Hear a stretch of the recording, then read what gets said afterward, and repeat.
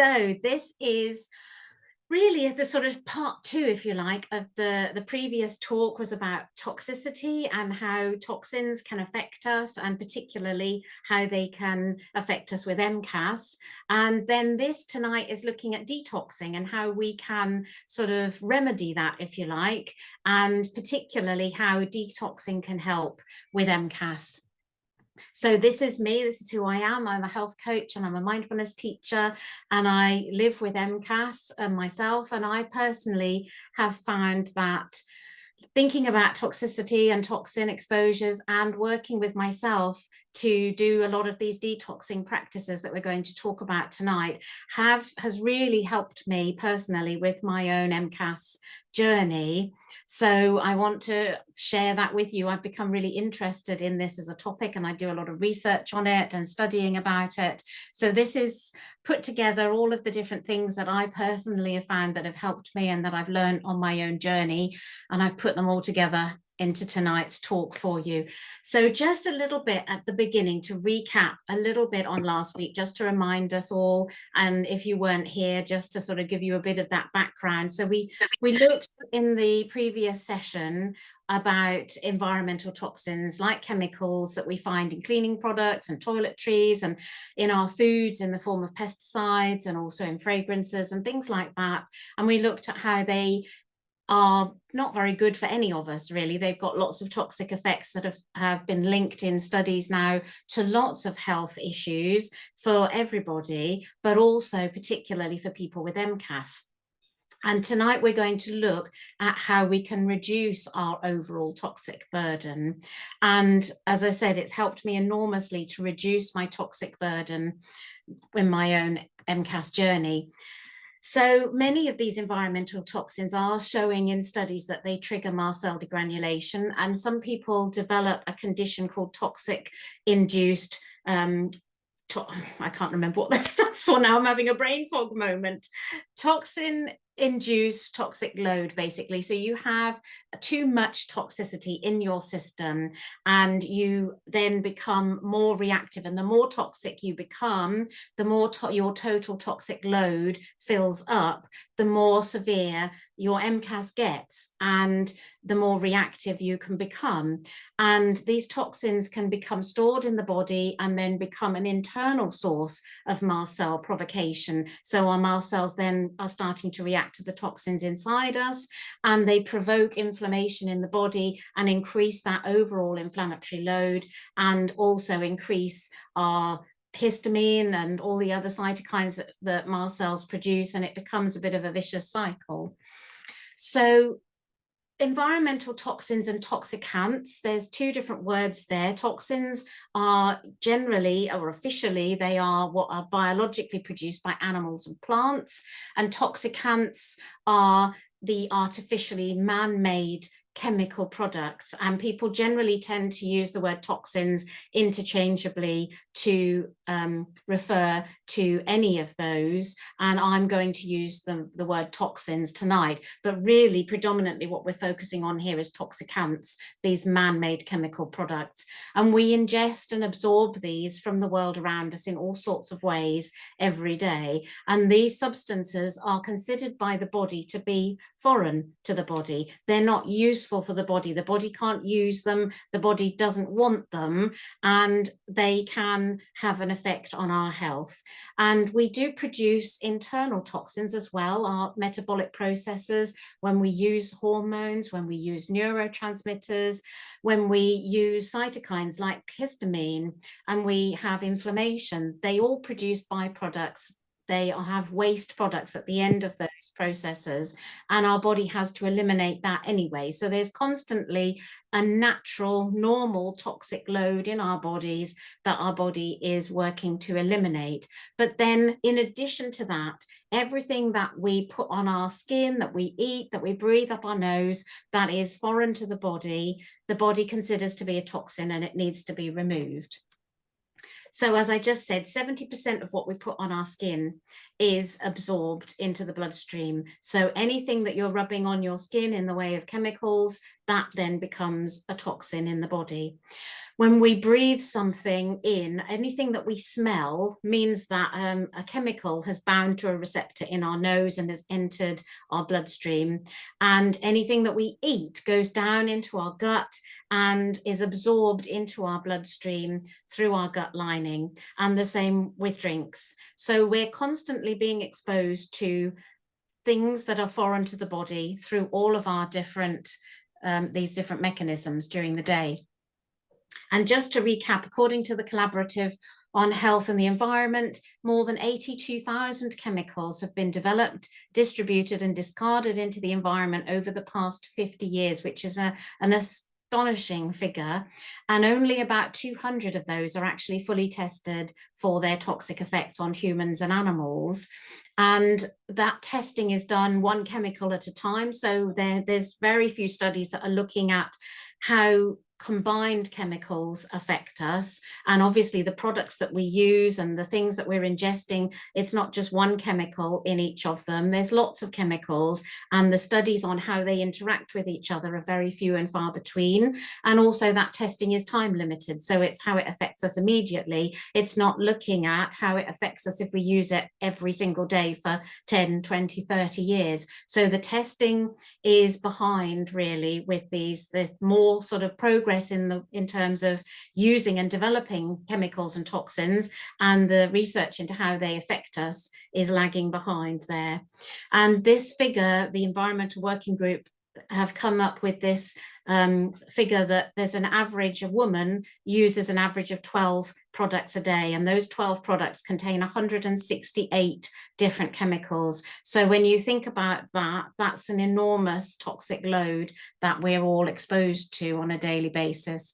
And we covered last time, these toxins can be found in furniture and DIY products, things like paint and household furnishings, perfumes and fragrances, cleaning products, toiletries, plastics, pesticides. They're in tap water. We looked at how mold can be a source of toxicity, and also obviously the more obvious ones, cigarette smoke and vape smoke. So these are just some of the ways in which we can be exposed to toxins. And this quote by Dr. Sarah Myhill, I'm sure many of you are familiar with her and the work that she does, particularly with chronic fatigue syndrome, but also with MCAS and multiple chemical sensitivity. She says, I have yet to do a fat biopsy on any of my patients and find that they are completely free from chemicals. And she now suspects that many of her patients with chronic fatigue syndrome and multiple chemical sensitivity are not only reacting to chemicals outside their body, but may also be reacting to the chemicals within their own body fat. And these chemicals are fat soluble because they're derived from the petrochemical industry, so they do absorb very easily into the fat cells of the body, and the body will store them in fat cells in order to try and keep them away from the brain and the heart and our essential organs. But Dr. Myhill also says if they can unload these chemicals sufficiently, they can reduce their own sensitivity and tolerate inadvertent exposures to chemicals when they stray outside their own safe environment. And this is what we're looking at here, this idea that she's talking about here about unloading chemicals. So if basically that's what detoxing is meaning. And she says there very clearly that in her patient population, she finds that if people unload their chemical load that they have in their body enough, then that reduces their sensitivity and reduces how much they are reacting when they come into contact with chemicals. So that's the focus of tonight's talk. So how can we protect ourselves from toxins? And it's a twofold approach, really. The way I look at it is we want to stop the tap in, if you like. We want to turn off that in tap of toxins that we're exposed to. So we want to reduce our exposure. And we also then want to turn on the tap that goes out. So we want to increase the amount of detoxification that we're doing and support our bodies to eliminate toxins more. So we speed up the out process and we slow down the in process. So that's what I'm going to talk through tonight. The first part of the talk is about how we can avoid toxins in our environment and some suggestions for that. And then the second part is how we can support our body to do their detoxification processes better and get rid of toxins naturally. So it's important to say just at the beginning here, I'm going to go through some suggested non-toxic alternatives, and these lists, you know, they're just ones that I've made up and the products that I use and that I found. It's not exhaustive. Other products do exist, and it's really important to say that it's not guaranteed that you'll be safe with these products. We are all so different with MCAS, and what is okay for me and that I tolerate may be a trigger for you. So whenever you swap out some products and try a new product, it's always really important to do that safely and gradually, one product at a time, and just expose yourself a little bit to that. Just use a little bit and make sure that you're not reacting. Monitor your symptoms really closely during this process of changing the products you use, and make sure that you're not reacting. And it is a bit of a trial and error process to find the products that work best for you. So I do want to say that I'm not affiliated with any of these products. I'm not recommending any of them. I'm just giving you some examples. That's just to help you with your own research. I personally have spent hours and hours and hours on the internet searching for products that have the least amount of chemicals in. And so, you know, I'm hoping that by sharing some of this, that gives you a bit of a head start and, you know, gives you somewhere to look. But obviously, you know, it's important that you do your own research and you find what works for you. So you'll find in these lists of products that I'm about to share, there are fragrance-free products and sensitive products, and some of them are more natural based than others. Some of them still have chemicals in, but they just don't have fragrance. And it depends on your level of sensitivity and your toxic load and how you know, enthusiastically you want to embrace this concept. If, you know, you want to eliminate as many toxins and as many chemicals as possible, you want to look more towards the natural products that have the fewer ingredients. And generally speaking, the fewer ingredients and the more natural products, if you recognize the name of them, you know, that's good, the better, really. So I'm going to start with the home and the home furnishings, and, you know, things like carpets and rugs. You can think about using natural fibers like jute, thinking about avoiding carpets and rugs that have rubber backing to them. And there's lots of natural fibers now, you know, environmental and eco-friendly building companies and home furnishing companies. They use bamboo and cork and seagrass and sisal, all these different fabrics, and hessian. And so it's, you know, it's possible to find more natural alternatives and ways to furnish your home with products that are not off-gassing these chemicals like formaldehyde and volatile organic compounds that we looked at last week. Also getting secondhand furniture that's done its off-gassing, so, you know, it's older. Obviously that comes with potential issues if it's been kept in a fragranced home, but finding unfragranced, clean secondhand products can be a way forward. Using solid wood and not laminates, because obviously the laminates are glued together with glues that will be emitting formaldehyde. So thinking about things like tiles, obviously they don't off-gas. And paints, there's various different companies now that produce very low VOC or no VOC paints, like Little Knights and Lakeland and Grafenstone. They're just some examples, and it's worth doing your research and finding these products that, you know, make your home a little bit less toxic. So moving on to household cleaning now, and there's various different commercially available cleaning products that now are eco-friendly or unfragranced. So for example, BioD, they do a range of unfragranced household cleaners. Eco I use a lot of their products, they're unfragranced, and they do things like washing up liquid and laundry and liquid and softener and dishwasher tablets.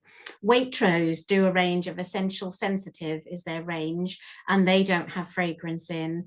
And there's lots of different laundry detergents and softeners, SureCare, BioD, Ecover, and Clara Clean. I really like the Clara Clean products. I get on with those. But again, it's different for everybody. But these are just some examples of some of the companies that are doing less toxic products now. So all chemical air fresheners are toxic, and it's a really good idea to avoid using any kind of air fresheners. Really open the window if you need to get some fresh air in. There is a company that produces air deodorizers called Dew Products. I personally haven't tried them, I can't vouch for them, but they do seem to be less toxic options than some of the others out there. But there are various different cleaning products. As I said, Clara Clean, Dew Products, there's Big Green Smile, Minimal Refills, Iron and Velvet, Eco Living, and Delphis Eco. Just some of the companies that it's worth exploring, just to see if you can find something that works for you. However, for people who are really, really chemically sensitive, all of those commercially produced products do still contain some chemicals, and they still can produce, reactions in some people. So there are natural, you can, if you want to, go completely natural. It is a bit more hard work, but you can use white vinegar to clean, for example, like work surfaces and cleaning the toilet and the bath and things like that. And bicarbonate of soda as well is a really good natural cleaning agent. You can mix it up into a paste and rub it into, to clean the cooker and things like that. And if you mix the two together to clean the toilet, you can put bicarbonate of soda and white vinegar down it, and it sort of has a chemical reaction. It foams up and it does do quite a good job of cleaning. There's also soda crystals and something called oxygen bleach. So Sodasan or Violets, they're two different makes of oxygen bleach, and that's completely unfragranced. And you can use it as you would do with normal bleach, but again, be careful, test it to make sure you're okay with it. But natural cleaning products can work really very well, and you can clean most of the house with white vinegar and bicarbonate of soda if you're very chemically sensitive and you want to really reduce your toxin load. So moving on to personal care products, and this is just a recap on last session. In the personal care and toiletries that we all use, there are lots and lots of chemicals. So we're absorbing things like parabens and aluminium and glycols and phthalates and isothiazolones in these products, and they're just a tiny, tiny selection of the many, many hundreds of chemicals that there are in conventional toiletry products. And there's lots of studies now, that one there at the top, that shows that parabens, particularly linked to endocrine disruption, cancer, skin irritation, immune dysregulation, and aluminium potentially involved in lots of neurological issues like Alzheimer's disease and multiple sclerosis. Many of them provoke allergic reactions and have been linked to triggering mast cell reactivity, as we saw last week. So it's a really good idea to look at your personal care products and try and eliminate all of those chemicals. So there are companies out there, and again, these are just some of suggestions that you can research. So Tropic, Mugu, Faith in Nature, Live in the Light is a company that stocks a lot of different types of non-toxic products, and some of them are unfragranced. Dr. Organic, Green People, again, they have their own range of unfragranced products. And Botanicals is another company. Bee Skincare, Evolve Beauty, Naturissimo, and Peace with the Wild. They do lots of different options. Some of them still do have chemicals in, so it's important to do your research and look at the ingredients when you buy things, but you will find that those companies are likely to stock the lower toxic product, and if you sift through carefully, you can find products that are quite natural and don't use a lot of toxins. So just very quickly, you know, just here, body wash, for example, Faith in Nature do an unscented one. Waitrose Essentials, again, they have a body wash and a soap bar. Green People do their own unscented shower gel. Carina Organics, again, they do a lot of nice unscented products. But one of my favorites, the one that I use, is Castile soap, and it's cheap and cheerful, and you can get it in the litre buckets from Amazon, and it's literally just pure soap. There's absolutely nothing added. It's just pure liquid soap, and you can get ones that are made with coconut oil, or you can get ones that are made with olive oil as a base. So if you know you're okay with olive oil, you can look for a Castile soap that's made with an olive oil base, and there's very little else in it. So that can be a good option. And it, as I say, it's much cheaper.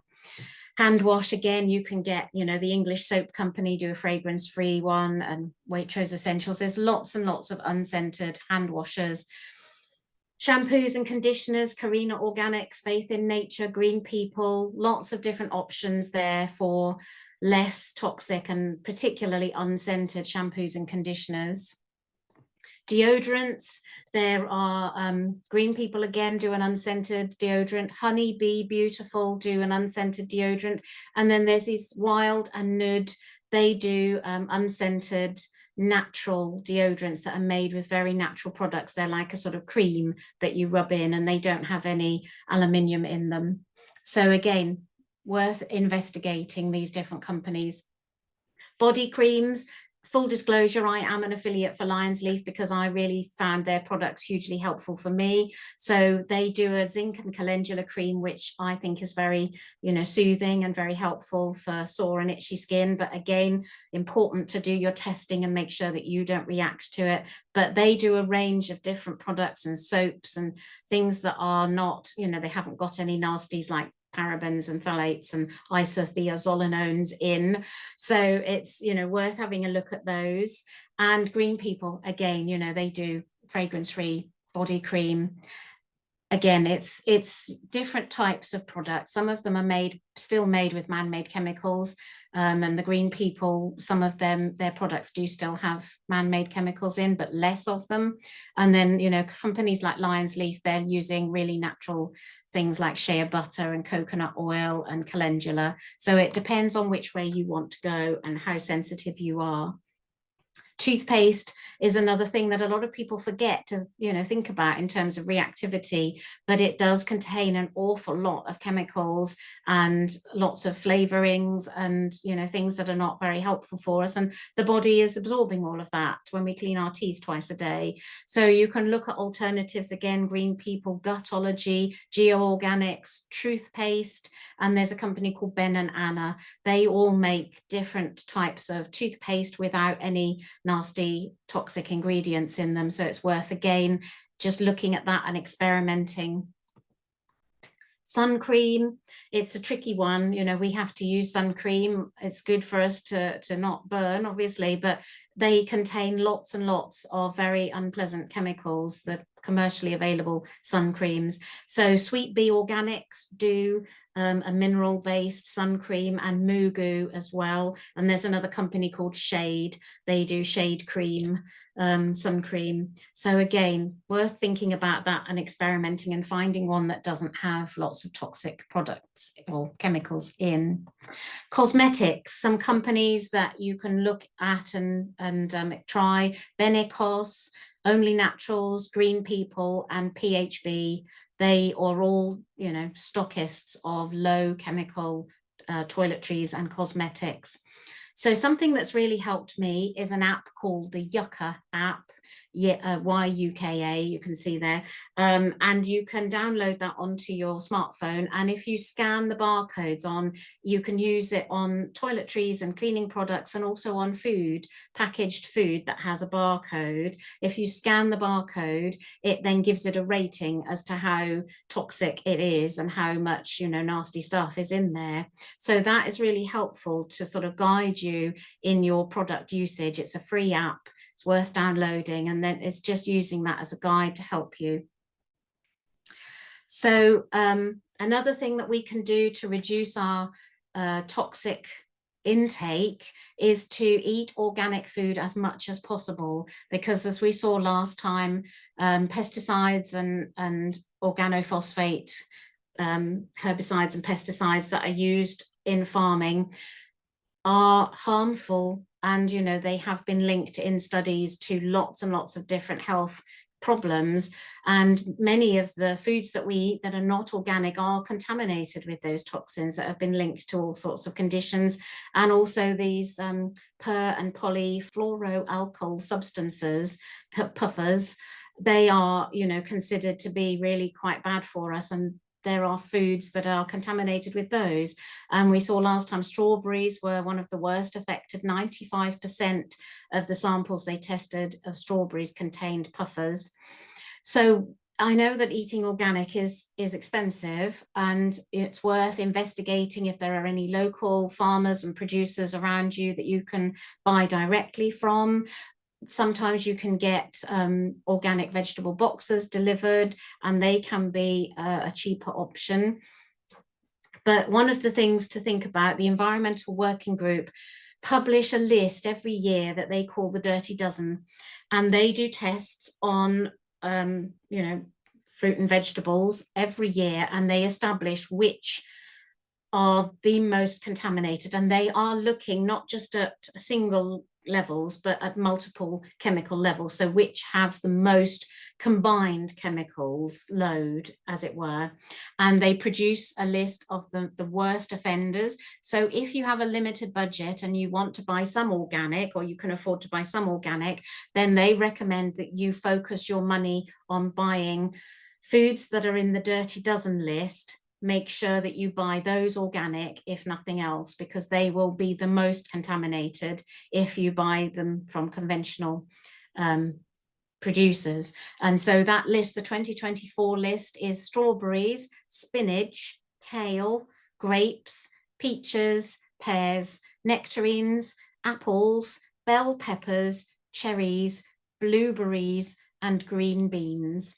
So they are currently the most contaminated fruits and vegetables on the market. So if you can afford to buy organic for those, then I recommend that you do, because that just, again, reduces the amount of toxins that your body is being exposed to and has to deal with.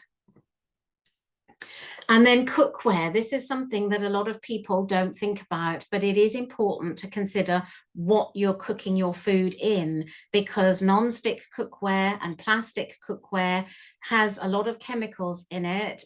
These puffers again, and also parabens and BPA and things like that. They are all chemicals that leach out of cookware, saucepans and dishes, particularly as they get hot. If you are heating things up in the microwave, in plastic packaging, those toxins, those chemicals will be leaching into the food. And so it's really important to think about your cooking pots and pans and your household utensils and change them for less toxic options. So just thinking there that the plastics, again, as I said, microplastics as well. There was a study by Harvard that showed that drinking out of plastic water bottles increased the levels of BPA in people's bodies. So they are ingesting that BPA, and also microplastics, tiny particles of plastic. We are ingesting that. And aluminium, again, as we saw, aluminium is unhelpful and has been linked to neurological issues. And if we're wrapping our food in aluminium foil or cooking it in aluminium trays and saucepans, that's not going to be helpful, because it's going to leach into the food. And aluminium in particular has been shown to trigger mast cell degranulation. So it's important to not be eating and drinking out of aluminium. So there's a range of non-toxic alternatives, glass kettles, and I have an entirely glass kettle that sits on my hob and boils on the hob, which is fantastic. I love my little glass kettle because, again, kettles, they have plastic in them, and quite often the water inside conventional electric kettles are, being exposed to plastic as they're boiling. But you can get there's glass saucepans, ceramic saucepans, you can get utensils made of bamboo and wood, you can use cast iron saucepans and frying pans, or stainless steel and silicone utensils as well. So it's there's a couple of brands of glass and ceramic saucepans. They're quite tricky to find, but if you search for them on eBay, there's Vision or Corning, where they're two sort of brands of these old vintage saucepans, actually, but I love them. I have the one on the bottom left there.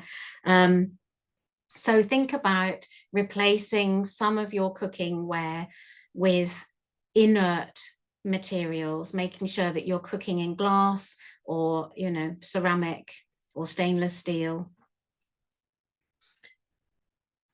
And water. We talked last time about the fact that water is quite contaminated. There's lots and lots of different chemicals in water. You can actually request a report for your particular water from your local water board, and they will provide you. It shows you the list of toxins and chemicals that are in your water.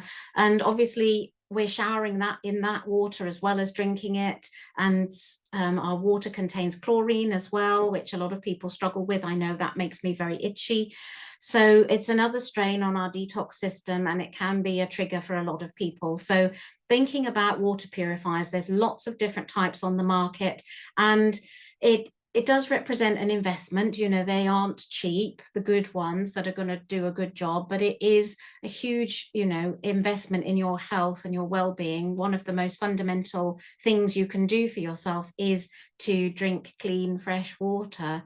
So it's important to do your research and find a product that suits you and your particular needs. And again, there's just a few examples on the next slides, but I'm not affiliated with any of them. And, that's not an exhaustive list. There's lots of other suppliers available.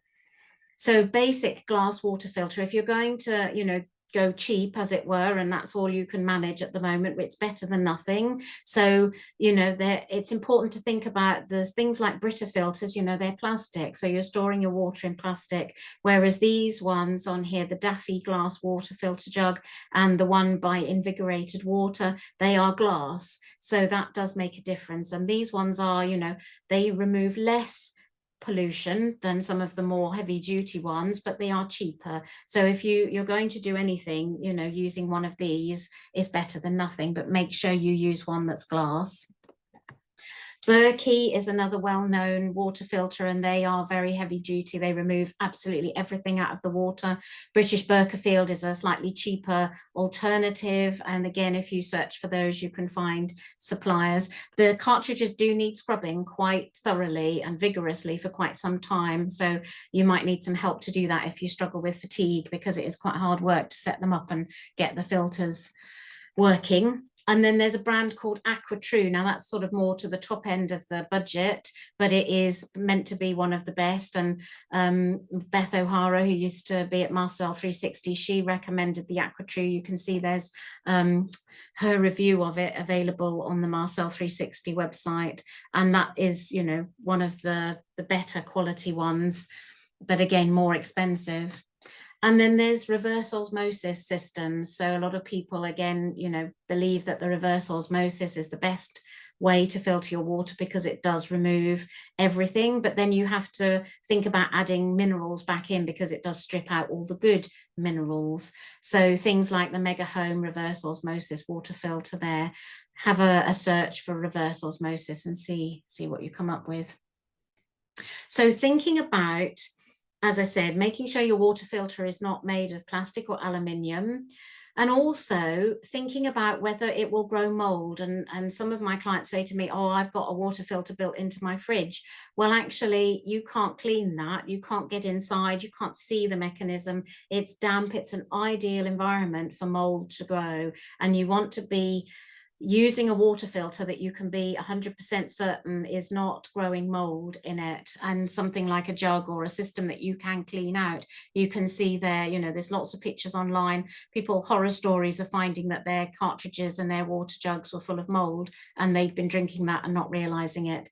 So thinking about a system that is accessible and you can clean it thoroughly and keep it mold free is important.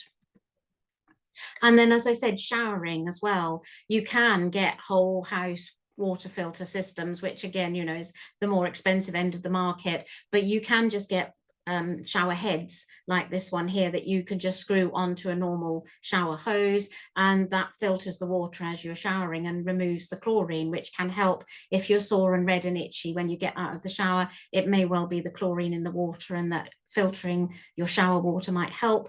So there's various different companies, Pure Showers, UK Water Filters, and Showery. They do a various range of different showering filtering products, so it's worth having an explore and see what works for you. And then finally, air purifiers. You know, breathing the water that we drink and the air that we breathe are the two fundamentals that I think, you know, should be a human right, to have clean, uncontaminated air and water. And so if you are sensitive and you are looking to create a healthy environment, you want to be thinking about purifying the air in the rooms that you use most often, particularly your bedroom. It's important to be breathing clean, filtered air while you're sleeping. And, you know, the HEPA filter is a good way to go.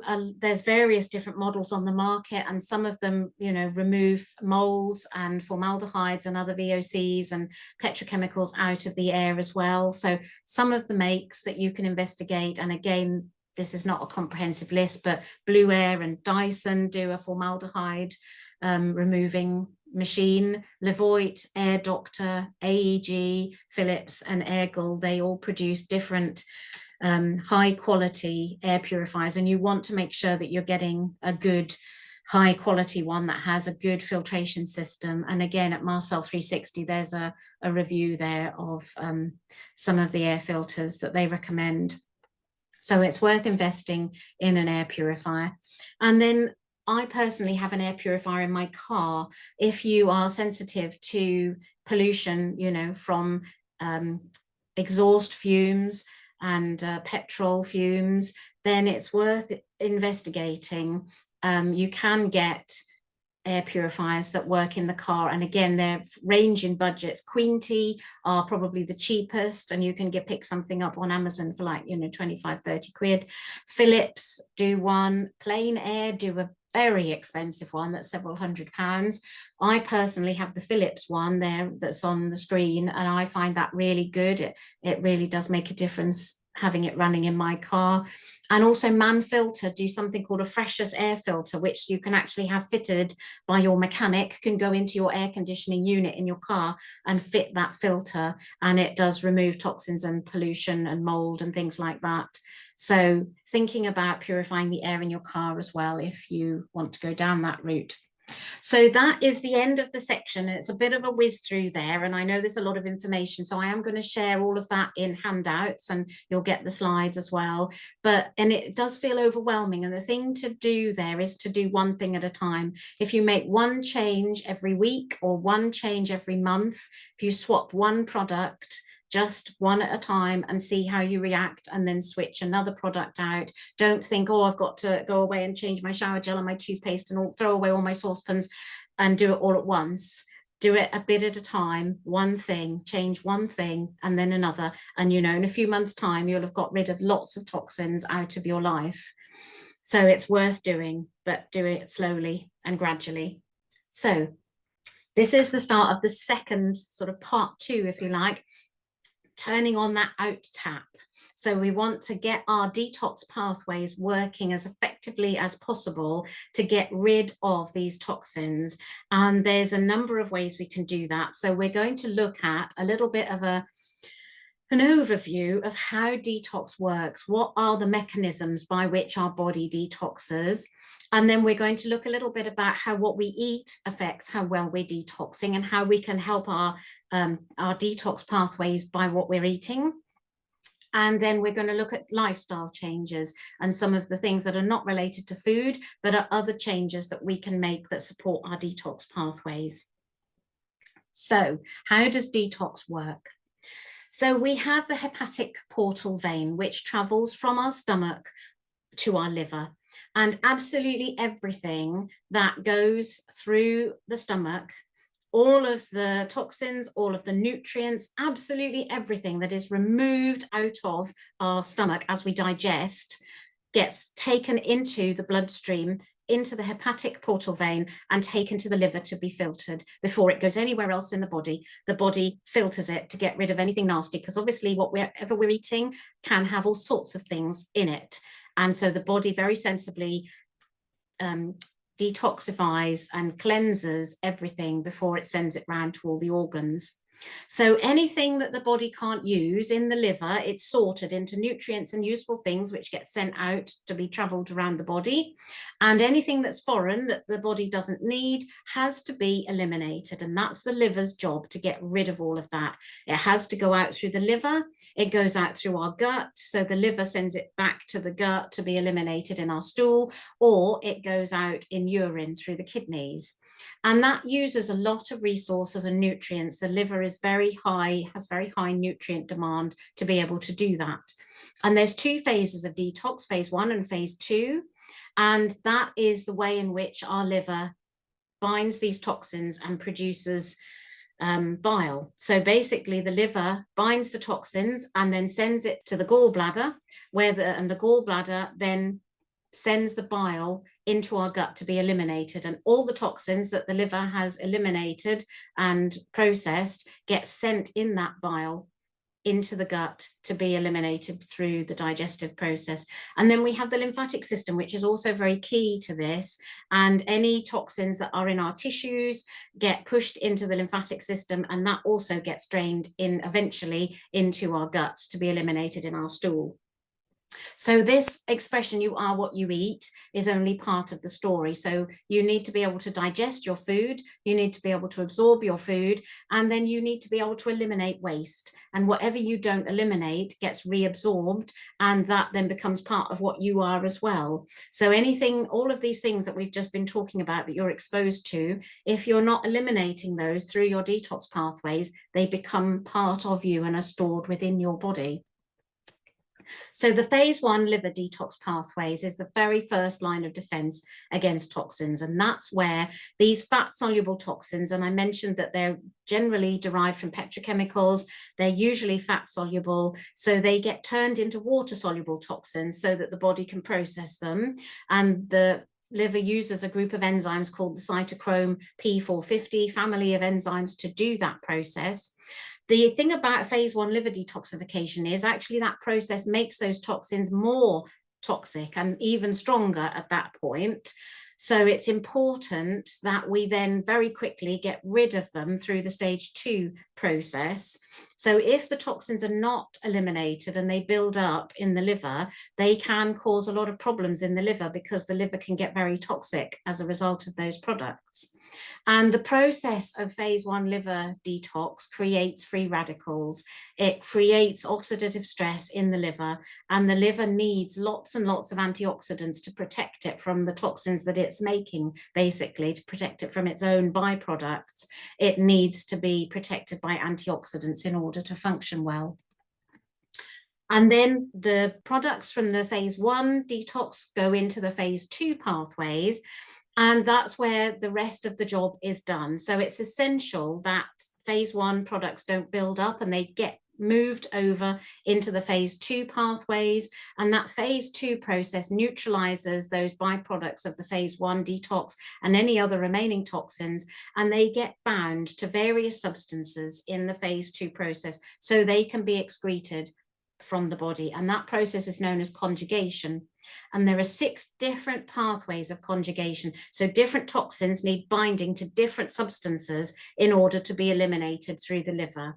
So there's the glucuronidation pathway, the acetylation pathway, the methylation pathway, amino acid conjugation, sulfation, and the glutathione conjugation. So each of those 6 pathways is working to bind specific toxins that those nutrients and those pathways are specifically designed to eliminate, and they all have to go through the phase 2 detox pathway. And that process is incredibly expensive for the body in terms of energy. It uses lots and lots of energy and also nutrients. So basically those pathways, the glucuronidation and the glutathione, they are all nutrients that bind to those toxins, and we need enough of those nutrients in order to bind. If the liver doesn't have the nutrients that it needs, for example, for the glucuronidation pathway, then the glucuronidation pathway won't be working properly, and you won't be able to bind those toxins that need the glucuronidation pathway to go out. So, for example, glucuronidation there needs carotenoids like, beta carotene, that's basically vitamin A.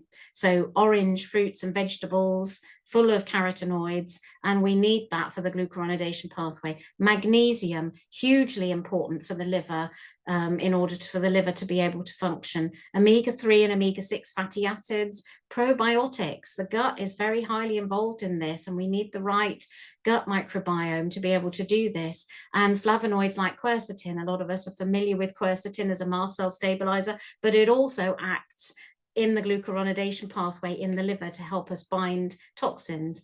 Glutathione conjugation is reliant on amino acids glycine, cysteine, and methionine, and minerals like selenium and zinc. So we have to have supplies of all of those. Sulfation uses sulfur-rich foods, so we need to be eating things like onions and leeks and garlic and eggs to be able to have the sulfation pathway working. And the methylation requires B vitamins, in particular B9, and also methionine and choline again, and magnesium again. So all of these pathways need these nutrients, and if we're not getting these nutrients, we're not going to be able to detox through the liver effectively. And it's worth saying a bit more about glutathione specifically, because that is the body's master antioxidant and detoxing agent. It is the #1 substance that the liver needs to protect it from damage, and also to bind to the majority of toxins to be eliminated.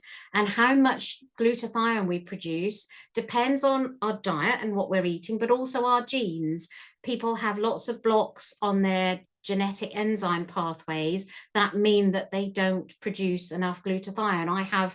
I think it's 5 different places on my genetic pathways where I'm blocked in producing glutathione. And that's quite often a big factor in how toxic people become. People who are producing lots of glutathione tend not to have reactivity to things. They tend not to build up toxicity because they're detoxing really well. But people who've got blocks and are not producing glutathione, they tend to be struggling with their detox. And a lack of glutathione really supports a Th2 dominance in the immune system function, which is a mast cell activation picture. That's part of the Th2 function of the immune system. And if we don't have enough glutathione, it lends itself to us having too much Th2 activity and MCAS. And low homocysteine levels can indicate that we have low glutathione production, and the body is trying to produce more glutathione. And as I said, there are genetic SNPs that block glutathione production. But N-acetylcysteine is a precursor to glutathione, NAC. So you'll see a lot of people talking about NAC as being beneficial, and that's because it is the building block that the body uses to make glutathione. But these particular foods you can eat to support your glutathione pathway. So selenium, for example, which is in Brazil nuts and spinach, and those foods there, turkey and tuna. Vitamin E, cruciferous vegetables, so cauliflower, Brussels sprouts, and broccoli.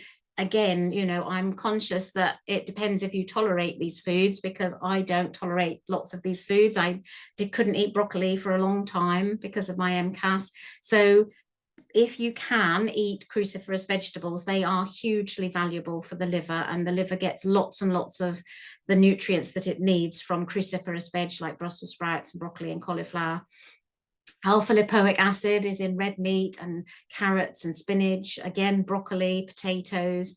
Cysteine, again, that's from high protein foods, so dairy and meat, poultry, things like beef. And milk thistle, people talk about milk thistle being good for the liver. That's because it contains substances that help with glutathione production.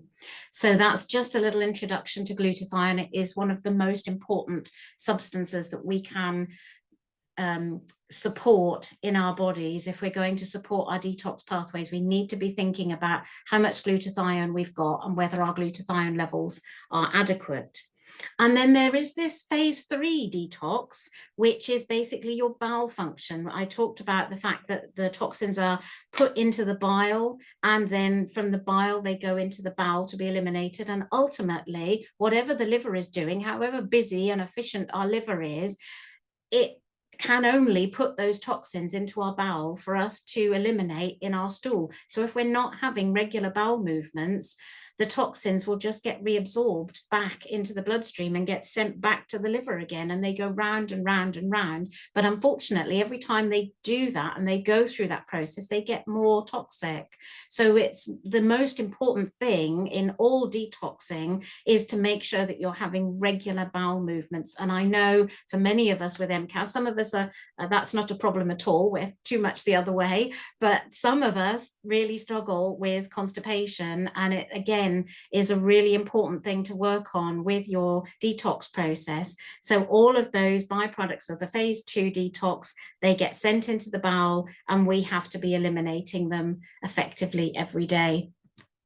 So I really like this quote from Dr. Laura Paris. She sums it up really well. So the phase 1 liver detox is like a constant drip from a leaky tap, and the liver is just constantly dripping these toxins through.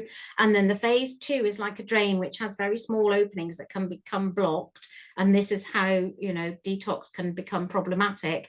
But phase 3 is like the sewer, the main drain. And if that becomes blocked, then all bets are off, because nothing is getting out of that system. So she really strongly advocates that you work on your phase 3 first. You need to clear that sewer and make sure that the sewer is emptying daily, and then support the phase 2 and the phase 1, as well as minimizing the exposure. And that's the order that you work on it in. So making sure you have regular daily bowel movements is so key to detoxing.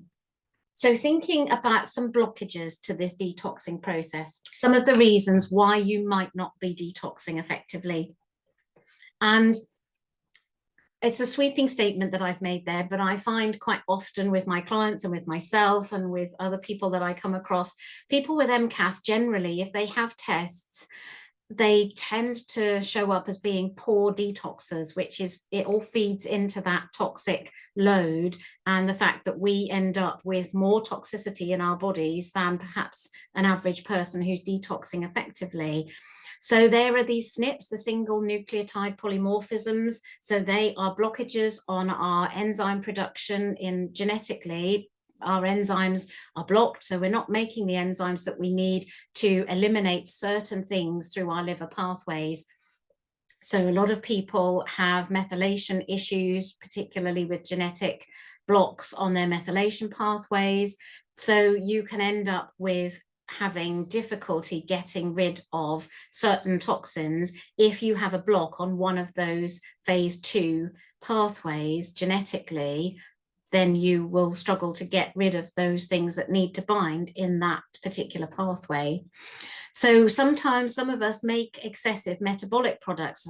I talked at the beginning about the natural toxins that we all make through our metabolic processes. So if you have a hormone imbalance, if you're estrogen dominant, for example, you're getting rid of a lot of estrogen through your liver. Your liver already has a huge burden of binding to get through in order to get all that estrogen out. So it can't cope with too many extra toxins.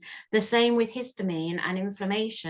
When we get very full of histamine and inflammation byproducts, they all have to go through the liver and bind in those phase 2 pathways. So that means the liver is very busy, and so it reduces our ability to get rid of other toxins, which is why it's so good to switch off that tap and stop, you know, ingesting toxins through our skin and through what we eat and what we breathe, because that gives the liver a bit of a break and it's not trying to deal with all of that as well as the histamine.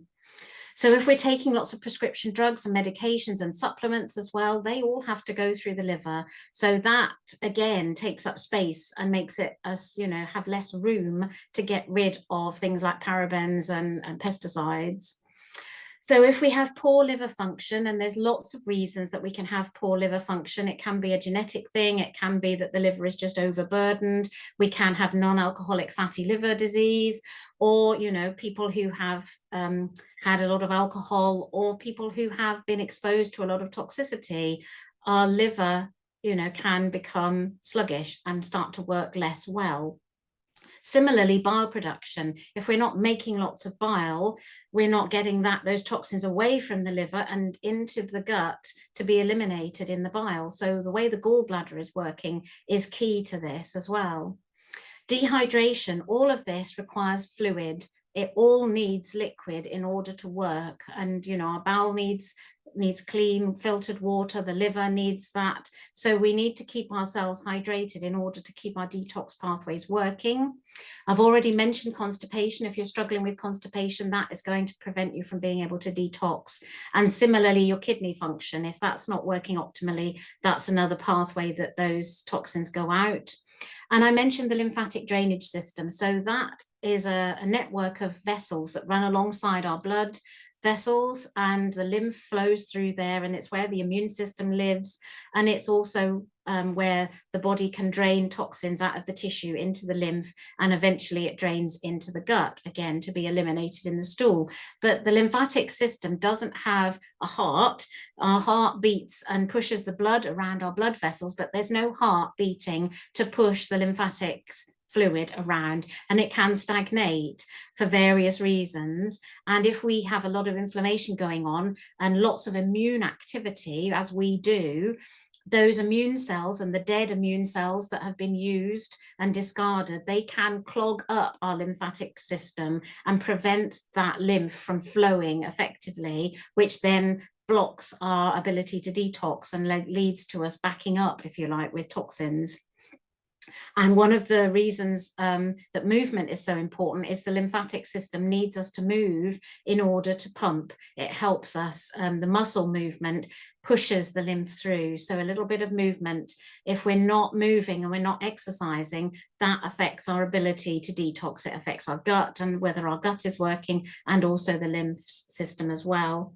And finally, there are lack of nutrients. All those nutrients that I listed, we need to have things like sulfur and glucosinolates from the food that we eat in order to bind in that phase 2 process and to create glutathione and all the different nutrients and minerals that are needed. If we're not eating those and we're lacking in nutrients, we won't have what we need to get our stuff out. So I've mentioned the SNPs, singular nucleotide polymorphisms, and when we measure these SNPs, it shows whether people, it was quite interesting when I had mine done. I react very badly to drugs. I react very badly to alcohol. I find it very difficult with fragrances and also pesticides and foods that have pesticides in, and plastics, if I eat anything that's got plastic in. And when I got my SNPs tested genetically, I have blockages on all of those pathways, so I can't eliminate the plastics, I can't eliminate alcohol, I can't eliminate pesticides. So they correlated very closely with my reactivity, and it made me realize that there's such a close relationship there with how well you're getting rid of stuff and how you react to it. And this study here looked at genetic SNPs to see if they were associated with chemical intolerance, and they concluded that several SNPs were identified which either increase or decrease the associated risk of chemical intolerance. These SNPs include markers close to genes involved in mast cell activation pathways. So there is a real connection there genetically with mast cell activation syndrome and being unable to get rid of toxins. There's a real connection there. So I want to mention mold illness very briefly. I want to do more of a talk about this because it's something that I feel is important for us. But many people with MCAS find that mold and mycotoxins from mold can be a huge trigger. So it's really important to think about whether you've had current mold exposure, whether you're currently exposed to mold or whether you had mold exposure in the past. And detoxing is the primary treatment method for mold exposure and mold illness. If you work with a practitioner to eliminate those mycotoxins from the body, many people find that their MCAS improves if their MCAS is connected with mold illness. And there are specific binders that bind to specific types of mycotoxins. So it's important to know which mycotoxins you've got, so you're taking the right binders that bind with them, which is why it's important to work with someone who knows about this. But mycotoxins block the detox pathway because they are taking over the body, and the liver is so busy getting rid of those mycotoxins, it can't eliminate other toxins. And that's why mold illness and mold exposure can be very much linked to toxin issues and poor detoxification. And interestingly, mycotoxins are primarily detoxed via the glucuronidation pathway. So if you've got blockages on your glucuronidation pathway, you're going to struggle to get rid of those mycotoxins, and it can be a factor in developing intolerance to foods and chemicals. For example, salicylates also have to go through that pathway. So if people have mold illness, they're very often intolerant to salicylates because the liver is so busy with the mold, it doesn't have room to detox salicylates. So Mast Cell 360, their website, is a great source of information about mold illness and MCAS and the connection between it. So if you think that might be a factor for you, I really encourage you to research that. So dietary supports for detox, things you can do with what you eat. As I've said already, cruciferous vegetables, they are incredibly important for the liver and liver function. So making sure that you're eating cauliflower, Brussels sprouts, cabbage, broccoli, if you can, have some of that. Again, sulfur, foods containing sulfur, again, onions, garlic, leeks are really good to support the liver. B9, folate, vitamin B9 in green leafy vegetables, essential for the methylation pathway. Dandelion and the leaf and the roots of dandelion, which you can have in tea, and also bitters, things that are bitter like chicory or rocket, artichokes, anything that's got that bitter taste. It stimulates the digestive juices and digestive enzymes, and also stimulates bile production. So you can improve your liver function and your bile production by drinking dandelion tea just before you eat. Again, if you tolerate it, it's important to say that you need to test that. Fiber, plenty of fiber, and regular bowel movements really helps the detox process, as does drinking plenty of water, at least 2 liters of water a day. Taking binders for specific toxins, you can work with a practitioner to identify the binders that you need and that will bind to the toxins that you have, and then taking those internally so that they bind to the toxins, and then you eliminate them through the stool.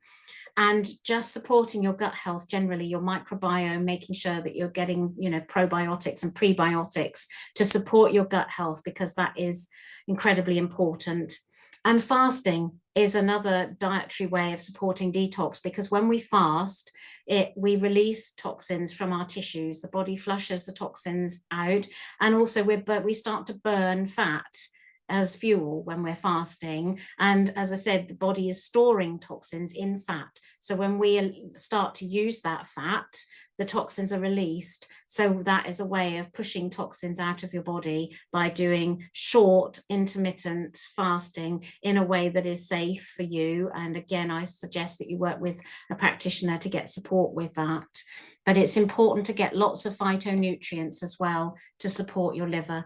So green, all the different colours of fruits and vegetables contain different phytonutrients, and those chemicals, we talked about how many free radicals and how toxic the process of detoxification is for the liver, and the liver needs to be supported by antioxidants to protect it from that and the oxidative stress that the detoxing process causes.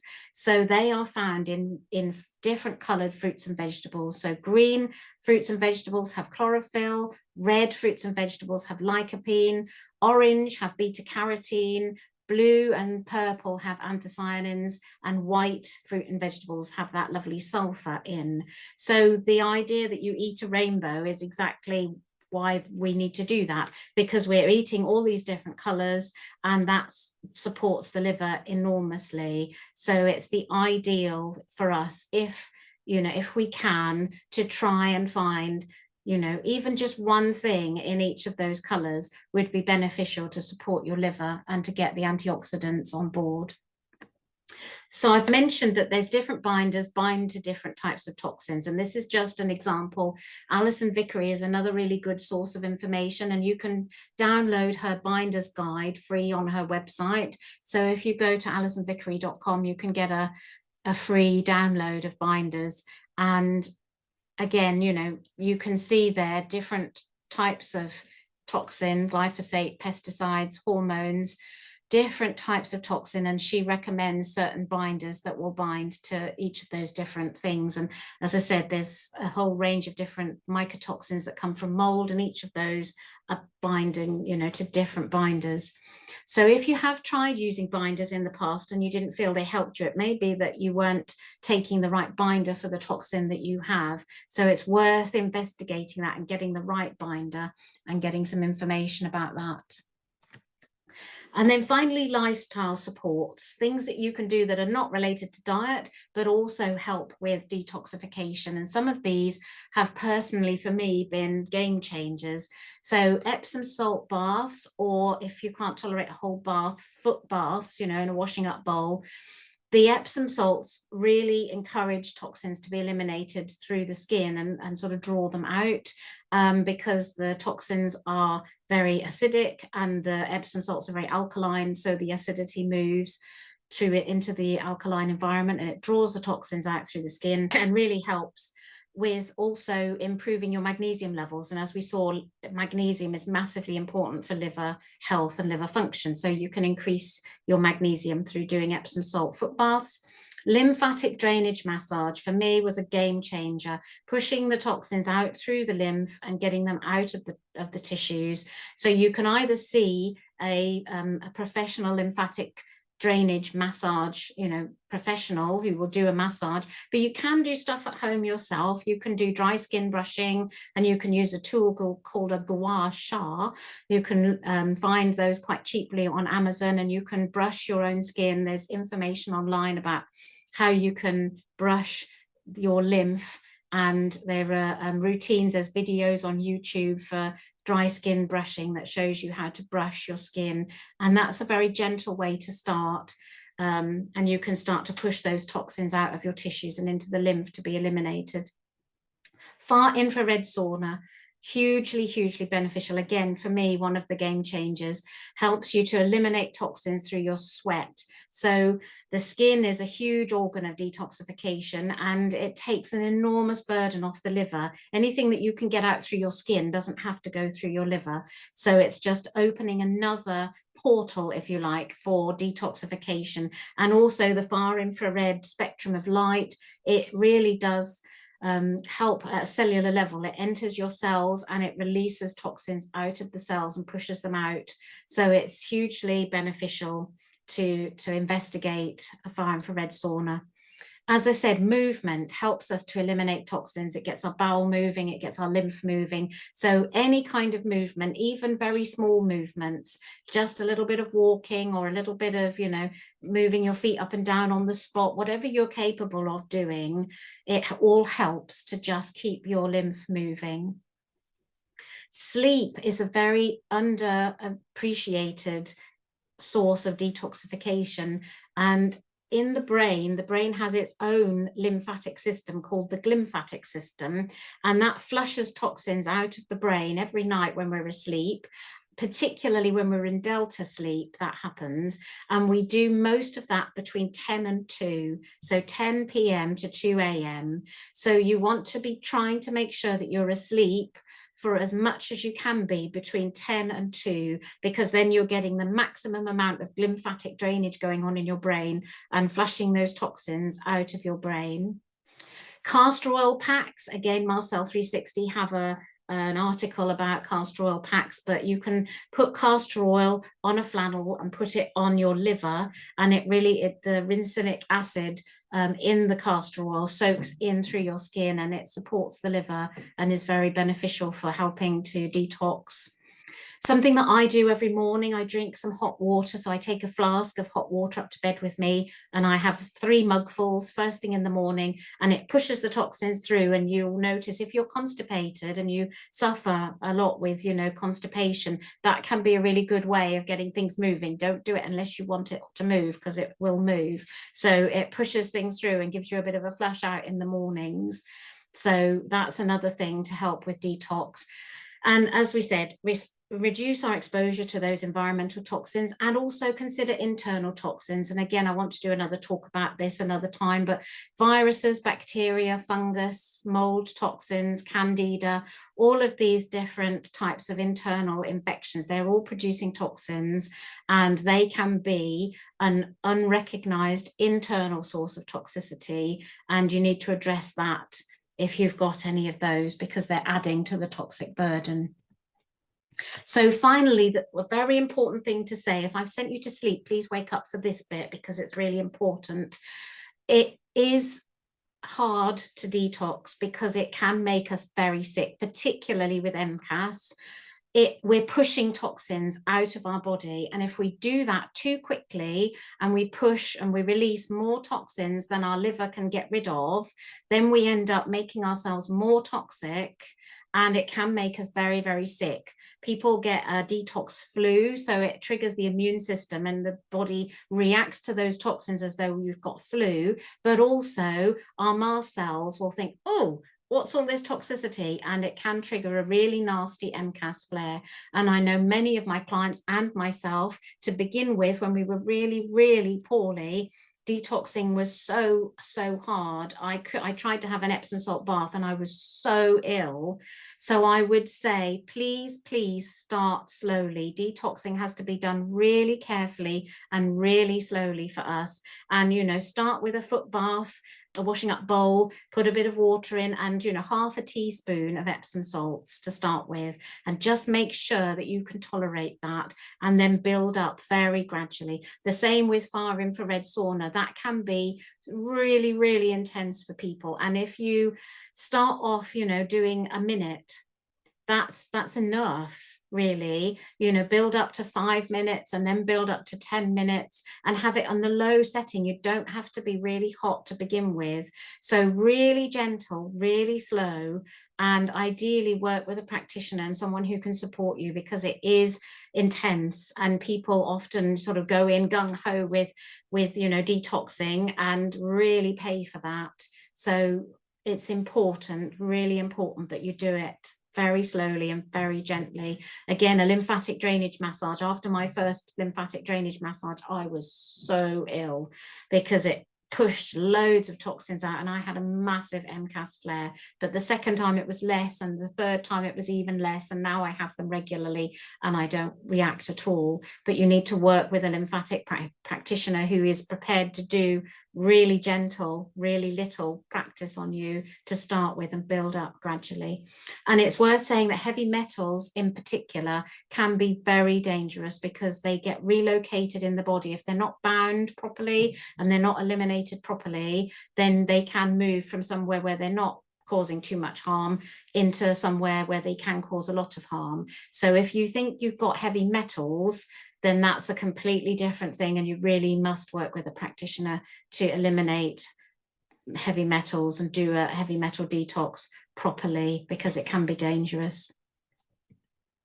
So in summary, filtered water, air purifiers, eating organic where possible, buying non-toxic cleaning products and toiletries. Obviously don't smoke or vape, because they're just so toxic. Avoiding perfume and fragrance, avoiding aluminium deodorants, decorating with non-toxic paints, and using natural fibers in your home if you can. And don't drink or eat out of plastic bottles or containers, and use the Yucca app to help you. Support your detox pathways through diet and through lifestyle, like we've talked about, eating lots of rainbow colored fruits and vegetables, cruciferous vegetables, sulfur vegetables, using things like far infrared sauna, Epsom salts, lymphatic drainage. Make sure you're having regular bowel movements and detox really cautiously and slowly. So it is important, finally, to end, to just say that detoxing isn't a cure for MCAS. I'm not saying that it's magically going to, cure you. There's lots of complex issues going on with MCAS, and you may have, genetic issues going on. But MCAS is definitely made worse by exposure to environmental toxins and by toxins building up in your body. And most people find that if they can reduce their toxin exposure and eliminate toxins out of their body, like Dr. Myhill said at the beginning, it does then reduce your reactivity and can calm the MCAS down. So you'll still have MCAS, but you might not be as reactive and you can tolerate more things. So if you're interested in resources, there's the book, Dr. Neil Nathan's book, Toxic, is a really brilliant resource. I highly recommend you to look at that.